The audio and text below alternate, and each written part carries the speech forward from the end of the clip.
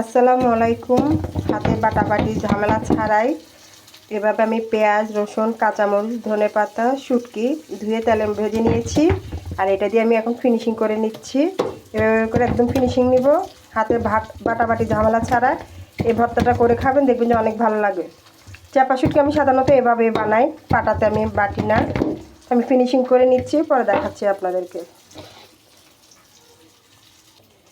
দেখুন একদম ফিনিশিং হয়ে গিয়েছে। আপনার শিল দিয়েও করতে পারবেন, আবার এটা না থাকলে শিল দিয়ে করবেন। আর একটা স্টিলের বাটির মধ্যে আপনি শিল দিয়ে এরকম করে বানাই ফেলতে পারবেন বাটাবাটি ঝামেলা ছাড়া। চাপা ভর্তাটা এভাবে করলে অনেক মজা হয়। তা আমি উঠিয়ে নিচ্ছি। বন্ধুরা দেখুন, আমার চাপা ভর্তাটি হয়ে গিয়েছে। অতি সহজে অতি তাড়াতাড়ি করা যায়। শিল বাটাবাটি করা, বের করা অনেক কষ্ট।